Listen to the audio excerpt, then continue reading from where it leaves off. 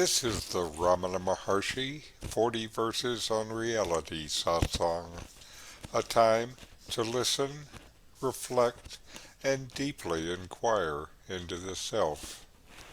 Know yourself and be always free and at peace. Welcome. I'm Richard Clarke, hosting this satsang. I'm a seeker like you, sharing what we love. I've been blessed with years of deep teaching and practice that I bring to this satsang. This week's reading from 40 Verses on Reality is verse 37. You are the self.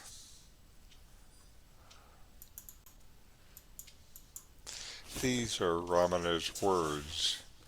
The contention, dualism during practice, non-dualism on attainment, is also false. While one is anxiously searching, as well as when one has found oneself, who else is one but the 10th man?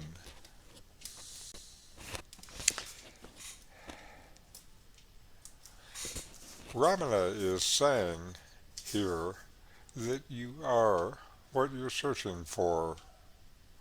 This is Ramana's story of the 10th man. Ramana's words, the eternal is not a knowledge to be acquired, so that acquiring it one may attain happiness. It is one's ignorant outlook that one should give up. The self you seek to know is truly yourself.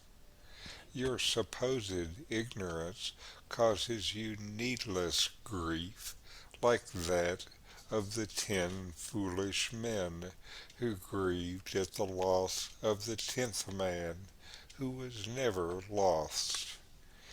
Here is the 10th man story.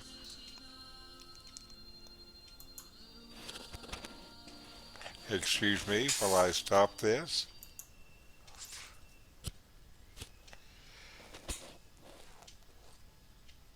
Here's the 10th man's story.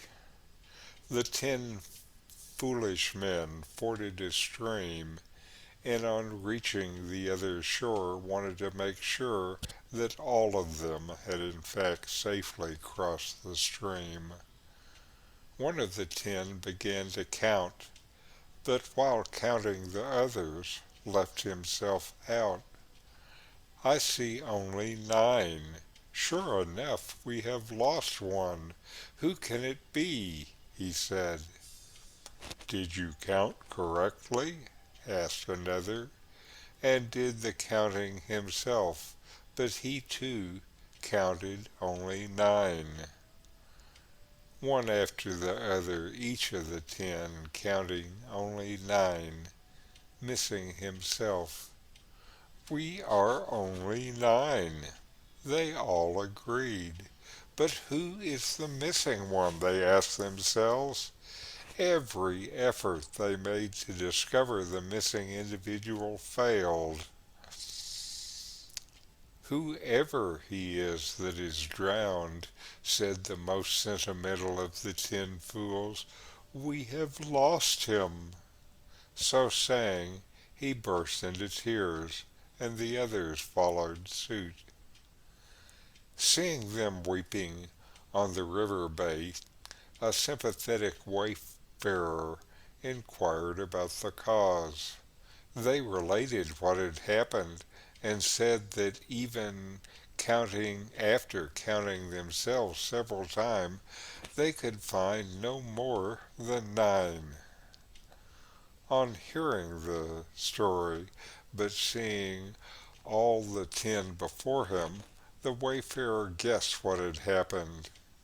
In order to make them know for themselves they were really 10, that all of them had survived the crossing, he told them, let each of you count for himself, but one after the other, serially, 1, 2, 3, and so on, while I shall give you each a blow, so that all of you may be sure of having been included in the count, and included only once.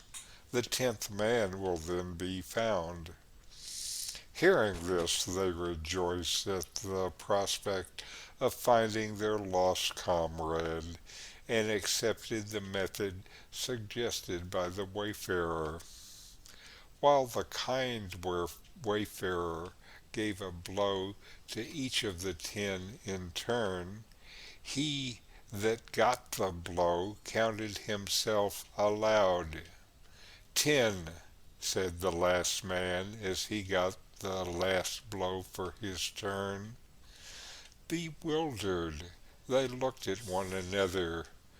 We are 10, they said with one voice, and thanked the wayfarer for having removed their grief. Ramana Maharshi concludes the story with these words: Such is the case with you. Truly, there is no cause for you to be miserable and unhappy. You yourself impose limitations on your true nature of infinite being, and then weep that you are but a finite creature.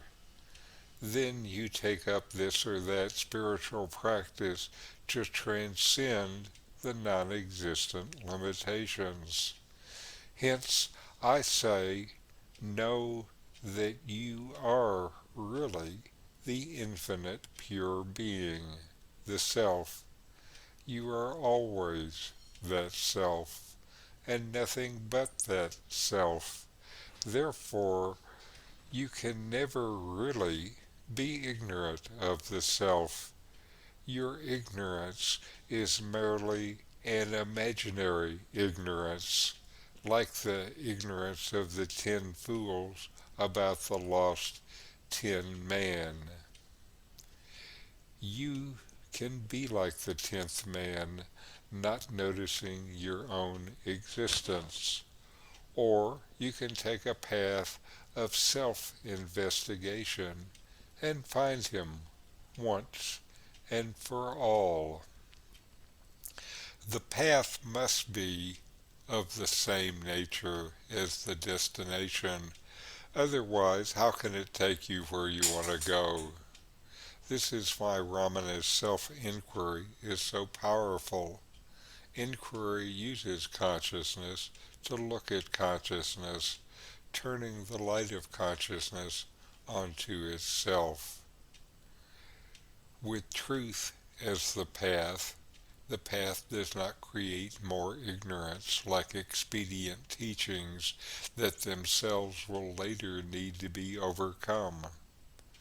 With self-inquiry, the first step is the same as the last step, with consciousness looking into consciousness. Now some notes on practice to experience this within yourself. Use consciousness to look at consciousness. You might seem to think that consciousness is hard to perceive, since all you can perceive are objects, not the consciousness that knows all you perceive. Turn around the light, notice consciousness always knowing consciousness. It's funny though, you can't really know it like you know other objective things. It's not objective. You can't know it really, you can only be it. So inquire and know yourself. Now to our videos for the week. First is Swami Adyasakti, also talking about verse 37. Namaste. Welcome to another episode of Uladu Narpadu. So today we're going to take the 37th verse. And this is about the 10th man.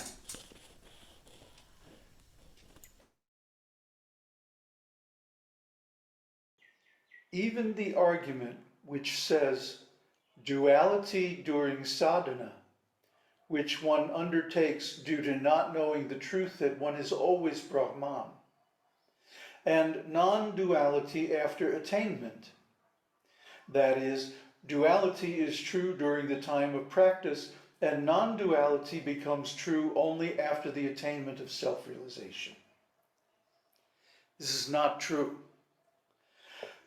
Who else is one except the 10th man, both when one is anxiously searching for the 10th man and when one finds oneself to be the 10th man?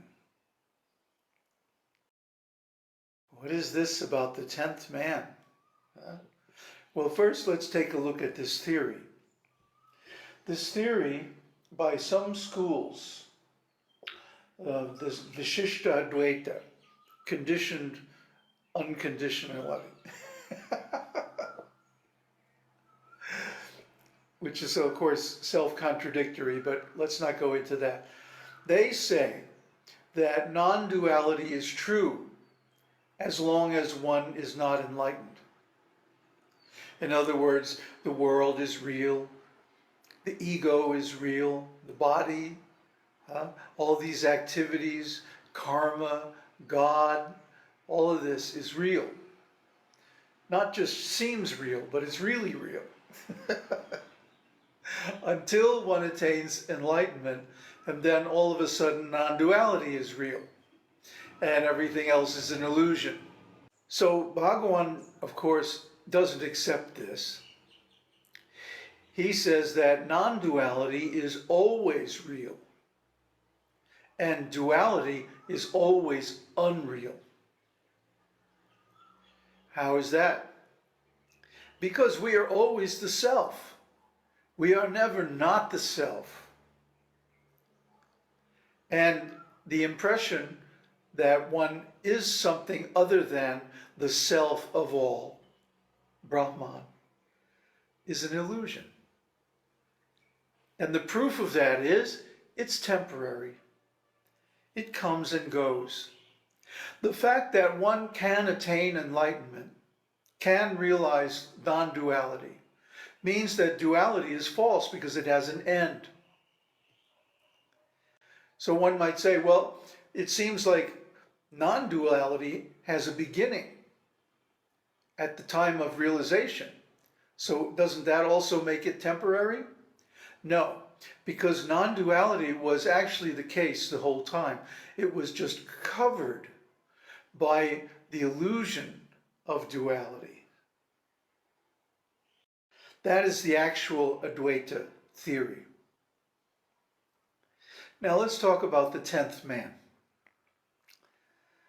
The story goes, there was a group of 10 men, not too bright. Anyway, they were on a trip, and they came to a river. So they had to cross the river. The river was flowing very fast. And if you've had any experience crossing swollen rivers, it doesn't take much to sweep someone off their feet, knock them into the current, and they just disappear.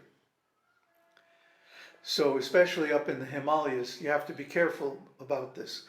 Anyway, so the men went across the river, and when they reached the other side, they said, oh, we better count everybody and make sure that everybody made it.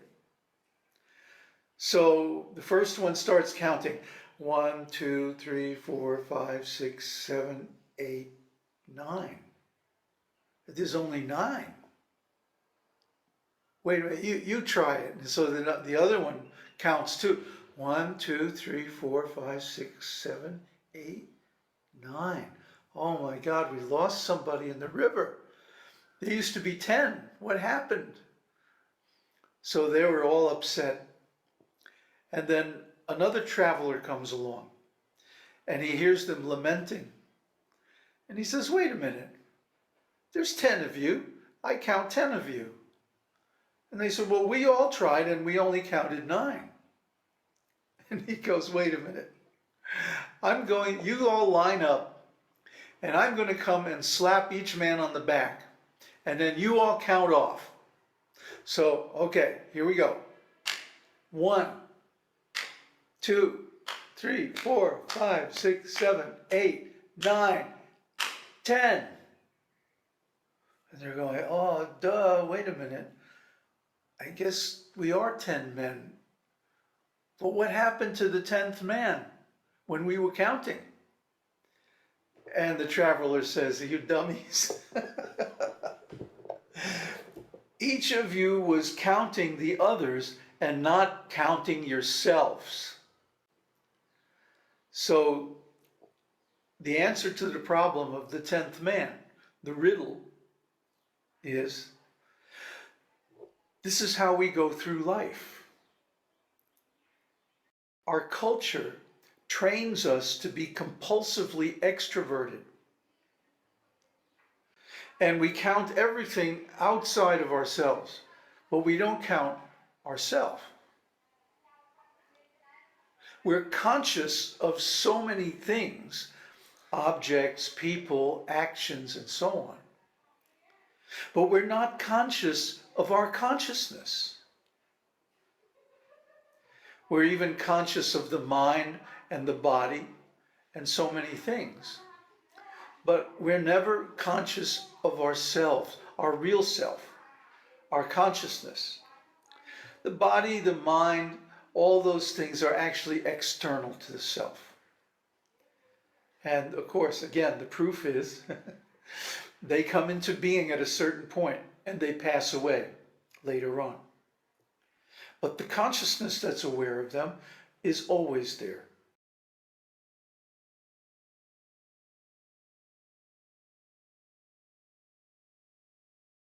Without beginning, without end. So that's our problem. That's why we're not enlightened. We're not fully aware of our own self. So this has led to some very strange phenomena. For example, one thing came up just this morning, the myth of the enlightenment experience. In Zen, it's called Kensho. In yoga, it's called Samadhi. Enlightenment experience is actually an oxymoron. An oxymoron means a term or expression that is inherently self-contradictory. Because enlightenment is not an experience. Experiences come and go. They begin, they happen, and then they pass away. I don't care, even the greatest enlightenment experience, seeing God or whatever, is going to be like that, just temporary. So you can't hold on to it and say, oh, now I'm enlightened, I had this experience, because the experience passes away. You don't pass away, though. You remain. You meaning consciousness, the self. But many unrealized teachers teach this myth of the enlightenment experience. Why? Because it gives their students maybe something to cling to or something to chase after. It gives them a way to sell themselves and sell their teachings and so on, because it seems tangible. It seems legit, right? Seems legit. But it's not. It's a con. And the reason it's a con is because everyone is suffering from the 10th man syndrome. Everyone is looking outside themselves, counting all these things, Body, yeah, check. Mind, check. Yeah, ego, check. Possessions, check. Activities, check. Karma, oh, well, check. But where is the self? Where is the one to whom all these experiences happen? What about that one? What about the I am? What about, even better, I, objectless awareness? See, this is the real unconditioned nature of the being. No outside experiences or objects at all. So, in this way, unrealized teachers are fooling people, selling them on these experiences which aren't enlightenment at all. Now, granted, they can be a milestone on the path, especially the Buddha. He talked about these 4 paths, and also the Noble Eightfold Path. But one time, a lady came, a visitor. I think she might have been a monk. Asked the Buddha, is the Eightfold Path a fabrication? What does that mean? Well, we talked in the Esoteric Teaching series about the path being a process of becoming. So a process of becoming, any process of becoming, has the same steps, and it begins from fabrication. Gestation, remember we broke up the stage of gestation into fabrication, then name and form and consciousness. It begins from ignorance in the fall. But the process of becoming in the path begins from knowledge. It begins from right view. And then at the time of initiation, fabrication takes place. Fabrication of the becoming of an enlightened being, the real self. And then the rest of the path is simply working that out through the other stages. This is something you have to figure out for yourself. And if you don't get it, then you have to ask someone who does. Anyway, these stages on the path are not enlightenment themselves. They're simply experiences that show you have reached a certain level in the process of becoming, a certain stage in becoming, going back to your original self, your real self. Actually, it's not so much a process of becoming as a process of unbecoming. Letting go of all the false identities of body, mind, intellect, ego, desire, ignorance, and delusion.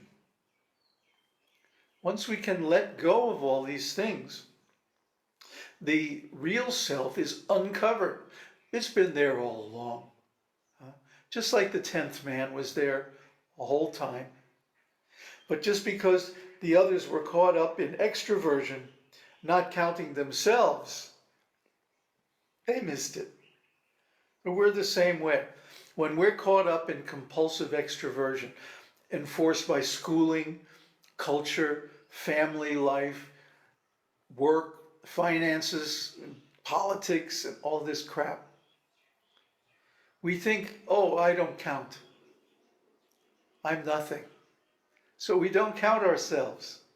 We're not even aware of ourselves. But when we finally clear away all these coverings, then we see, oh, actually, I'm the one who's doing the counting.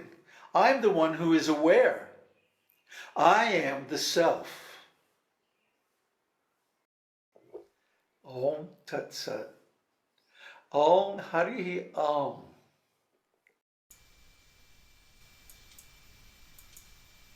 And now we'll listen to my teacher, Nome, with the Satsang discourse, Always. That which you truly are, you are always.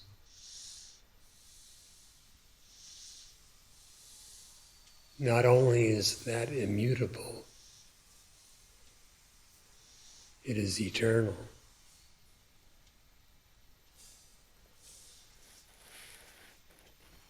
What of you is eternal?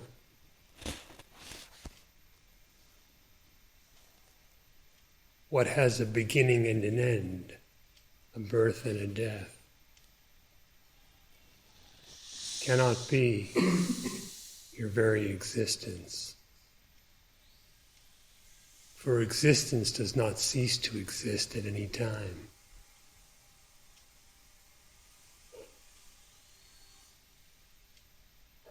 Evidently, that cannot be the body, which has a beginning and an end.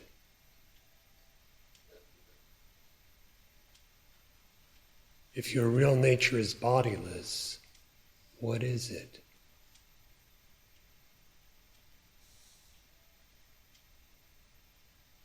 What has a beginning and an end? In other words, that which is not eternal is merely a false appearance and not the reality of your being.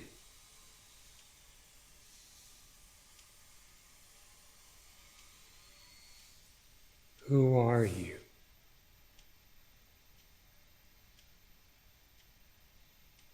Thought is not eternal. It is momentary. What you are is always.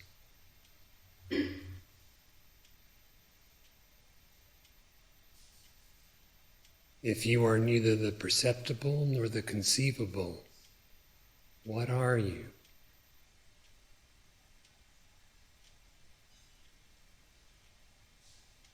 The Upanishads declare that the self is Brahman. And Sri Bhagavan, Ribhu, Hari Shankara, and others have proclaimed the nature of the self to be Satchidananda, being, consciousness, bliss.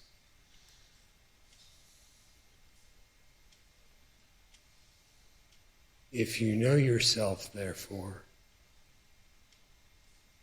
Brahman knows Brahman, God knows God.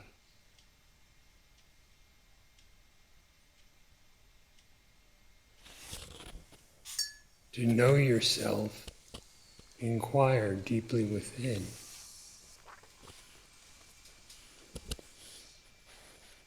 At the depth of your very existence, who am I?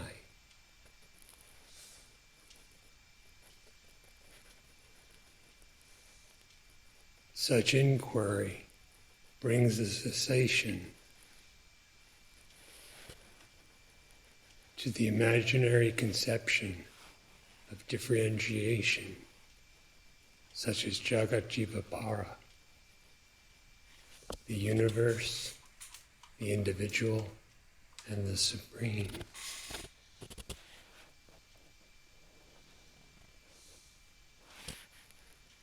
In the eternal, as the eternal, one finds complete peace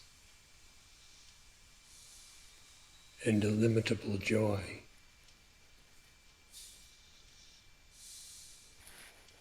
Such are of your very nature.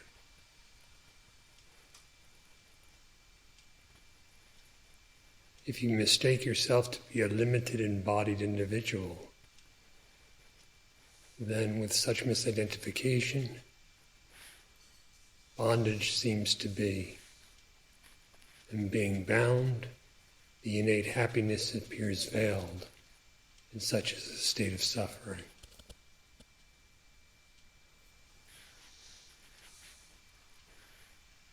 To be free of the suffering, liberate yourself from bondage.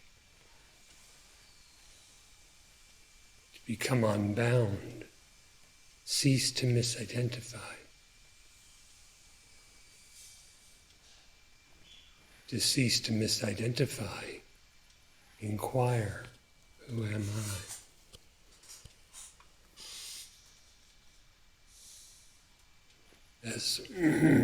As all forms are seen to perish, the eternal must be formless. Your very existence is formless. What is formless cannot possibly be multiple. Differentiation is only among imagined forms.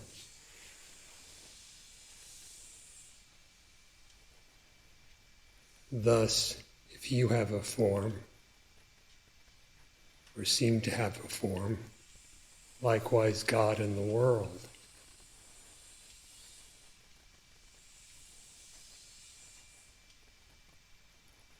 If you are the eternal, pure existence, consciousness, bliss,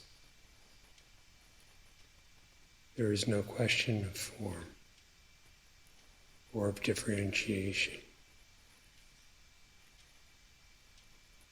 There is only one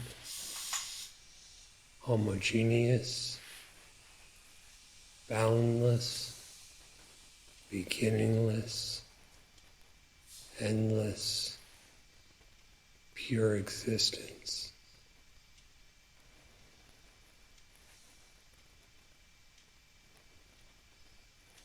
And that is what you are.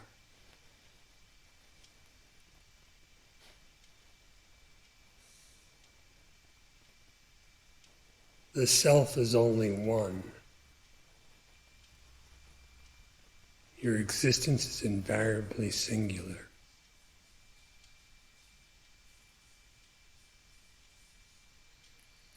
There cannot be two selves, an eternal one and a transient one.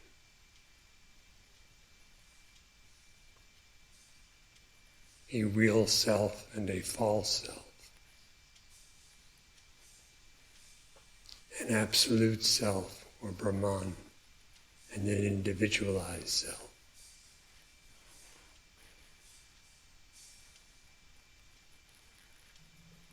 If you inquire to know yourself, penetrating the very heart of the apparently individualized existence, you will find only Brahman, the absolute self, which is one without a second, for all eternity.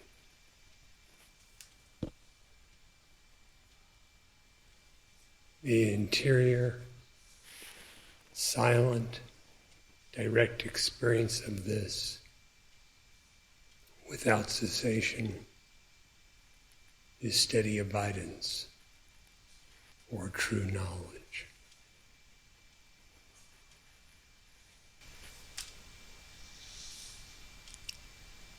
And now we will take a little time to meditate, to inquire, and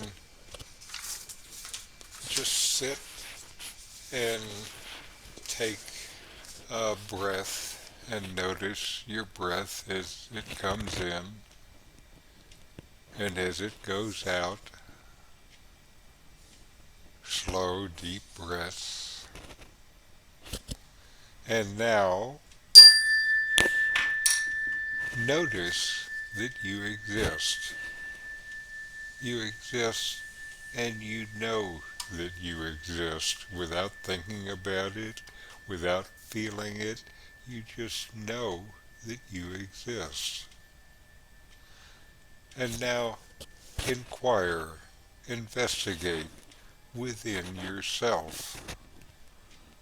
What within you is always, and what just comes and goes?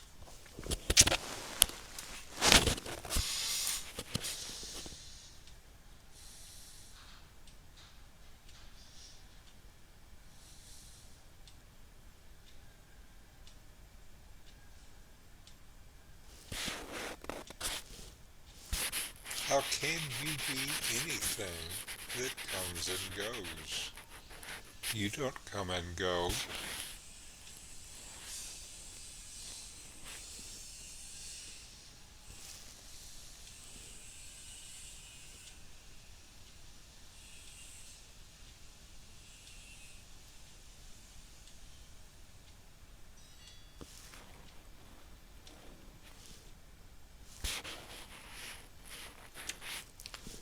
When your body moves, is there something within you that does not move?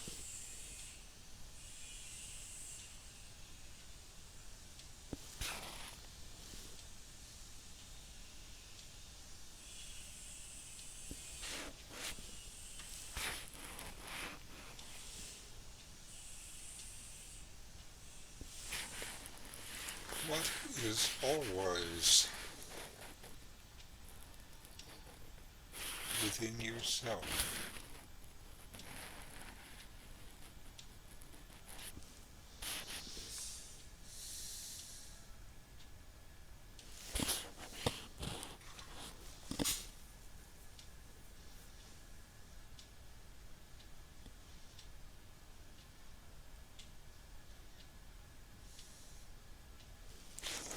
Who am I? What is the nature of my existence?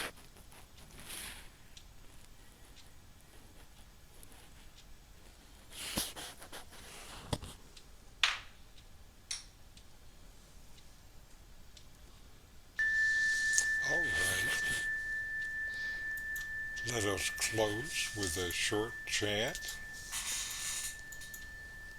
Excuse me while I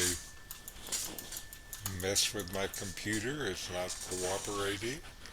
So we will just chant Om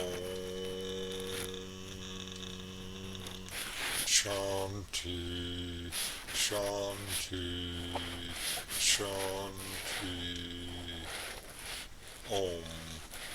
Peace, peace, peace.